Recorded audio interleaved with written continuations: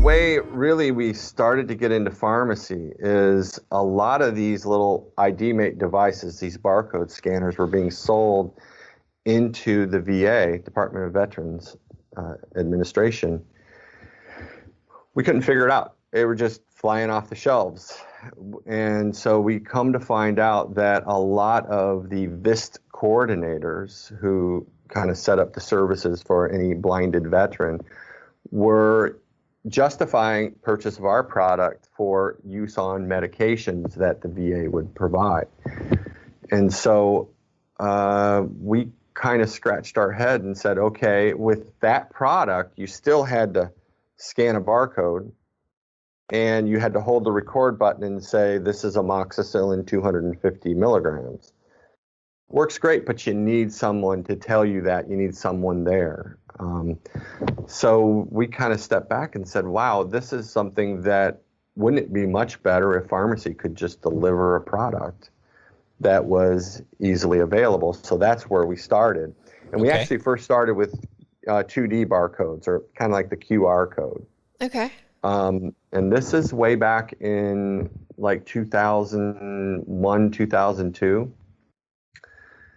So long time ago. And we said, okay, let's go to a show and let's look at how we can develop a barcode scanner to do this instead of the ID-mate, which is like a license plate. It's like a regular barcode is just the numbers, right? Right.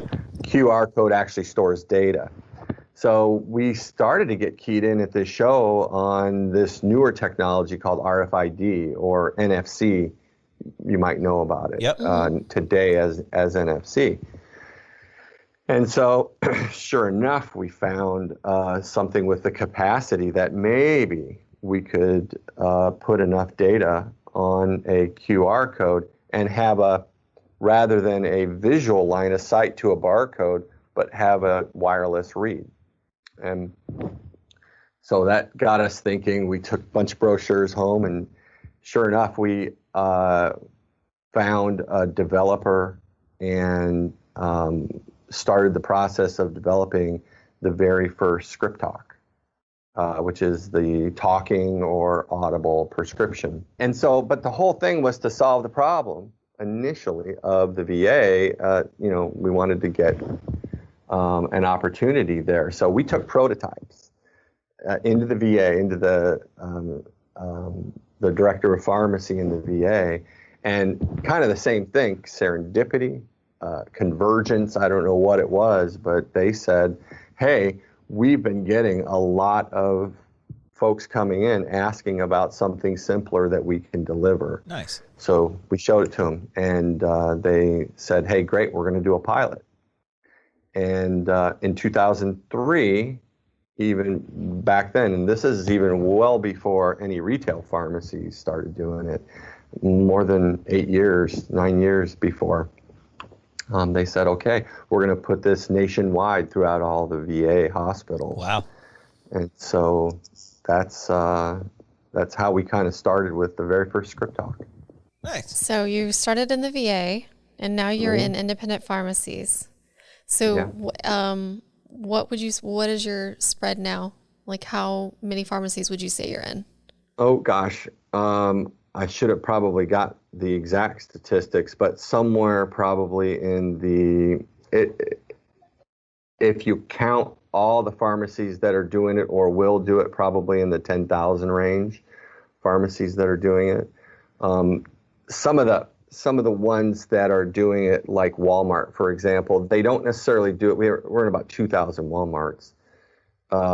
They don't necessarily put it in every store immediately, but if they get a request, they put it in. Right.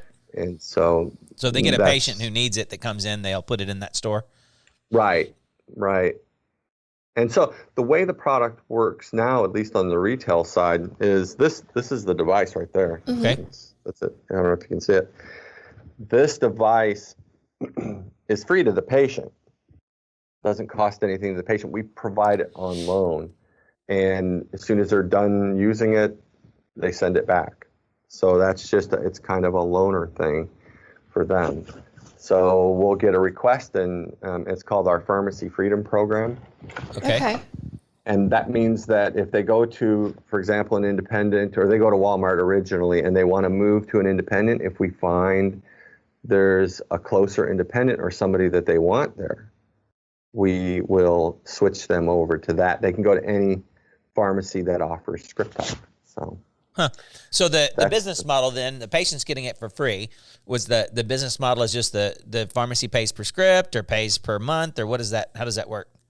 Yeah, the pharmacy pretty well pays just per script. They buy that little label. So there is the little RFID label that's on the bottom. And so that's what we do. We make accessible labels. It started with ScriptTalk, and now we do large print. We do Braille labels. So we're getting into translation.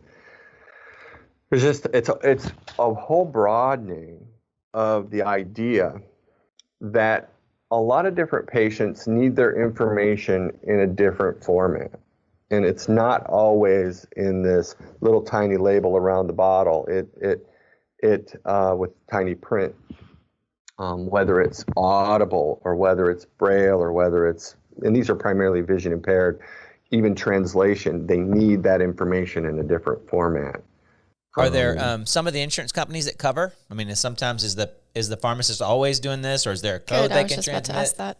That really is what kind of took us so long to get to the retail market, because we tried. We tried to see if we could get this device, that they would have in the home covered as under CMS as a coded device, as DME. And let me just tell you, we spent many years and a lot of money trying to figure that one out. And when you don't have another product that's already covered that is similar, they just scratch their heads and say, we don't even know how to approach it. Yeah, you wonder if they could be like, because especially so medical side, you can add complexities to a diagnosis and get more money. On the pharmacy side, sometimes there are codes like the place of residence or things like that, and that adjusts the price of the prescription. You wonder if you couldn't get some third parties to pay an incremental based on a visual impaired. Yeah, now pharmacy, there are a lot of pharmacies that are attempting to get reimbursement for what they provide. So I'm not really on that side of pharmacies are working kind of independently to kind of cover the extra label cost for that. What we tried to do originally, and we had the VA model, right? So the VA just buys them and provides them to the patient, which is great for the VA. They're kind of a closed loop healthcare system. It's fine and dandy. But when it comes to pharmacy in the retail side, really the difficulty that we had was patients said, hey, I don't know which pharmacies are offering this. Should I buy the device? If I buy the device, can I get it covered? It was just a mess. So we kind of eliminated all that, and we said, okay, let's just say time out and just provide the device on loan, and then really they can choose the pharmacy that they want to go to based upon their needs.